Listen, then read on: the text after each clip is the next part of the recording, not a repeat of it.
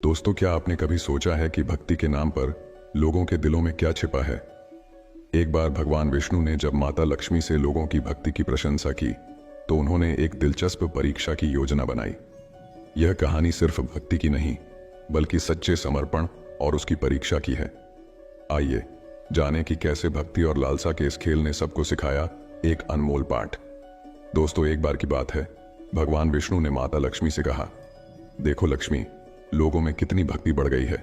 सभी लोग नारायण नारायण का जाप कर रहे हैं।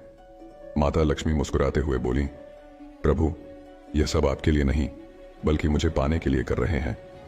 यह सुनकर भगवान विष्णु ने कहा, अगर लोग वास्तव में तुम्हें पाना चाहते तो वे लक्ष्मी लक्ष्मी का जाप करते, नारायण नारायण का नहीं। माता लक्ष्मी ने कहा, अगर आपको यकीन नहीं है तो क्यों ना हम इनकी परीक्षा ले लें। भगवान विष्णु ने सहमति जताई और एक ब्राह्मण का रूप धारण करके एक गांव में पहुंच गए। उन्होंने एक घर का दरवाजा खटखटाया।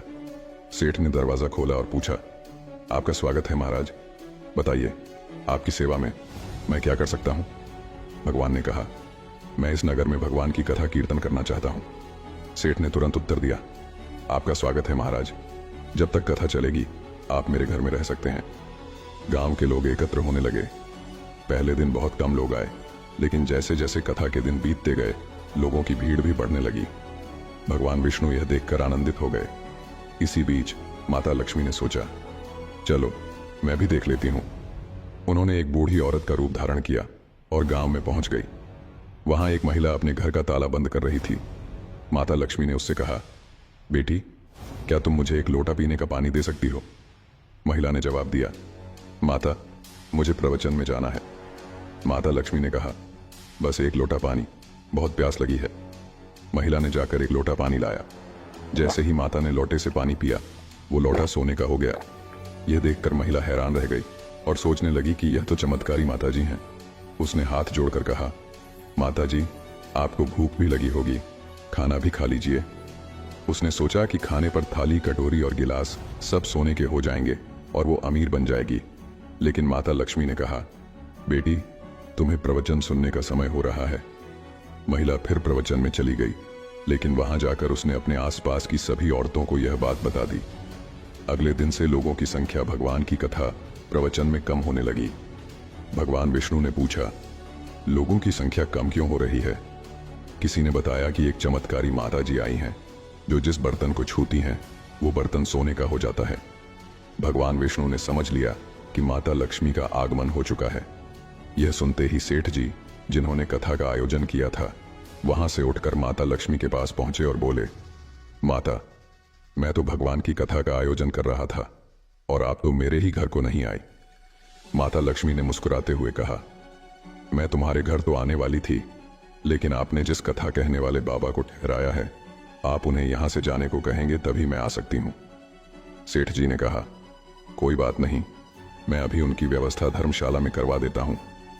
जैसे ही भगवान कथा खत्म करके सेठ जी के घर आए, सेठ जी ने कहा, महाराज, अपना बिस्तर बांध लीजिए, मैंने आपकी सारी व्यवस्था धर्मशाला में कर दी है। भगवान विष्णु ने कहा, अभी तो कथा के कुछ दिन बचे हैं, यहीं रहने दीजिए। सेठ जी ने जोर देकर कहा, नहीं नहीं, आप यहां से तुरंत जाइए, मुझे यहां अपने किसी अन्य मेहमान को ठहराना है। इतने में माता लक्ष्मी आई और सेठ जी से बोली, आप थोड़ी देर बाहर जाइए, मैं इनसे बात कर लूंगी। माता लक्ष्मी ने भगवान विष्णु से कहा, प्रभु, अब तो आप मान गए होंगे। भगवान विष्णु ने कहा, हाँ लक्ष्मी, तुम्हारा प्रभाव तो है, लेकिन एक बात तुम्हें मेरी भी सुननी पड़ेगी। तुम तब यहां आई जब मैं संत के रूप में उपस्थित हुआ, इसलिए जहां संत कथा करेंगे वहां लक्ष्मी का निवास जरूर होगा। यह कहकर भगवान ने वैकुंठ के लिए विदाई ली। भगवान के जाने के बाद सेठ जी के घर सभी गांव वालों की भीड़ लग गई। सभी चाहते थे कि माता जी सबके घर बारी बारी से आएं। माता लक्ष्मी ने सेठ और बाकी गांव वालों से कहा, अब मैं भी यहां से जा रही हूं। सभी चकित रह गए। माता ने कहा, मैं वहीं निवास करती हूं जहां भगवान नारायण का वास होता है। आपने उन्हें यहां से निकाल दिया, फिर मैं यहां कैसे रह सकती हूं। यह कहकर माता भी वहां से चली गई। दोस्तों, यह कहानी हमें सिखाती है कि जहां प्रभु का वास होता है वहां लक्ष्मी भी निवास करती हैं।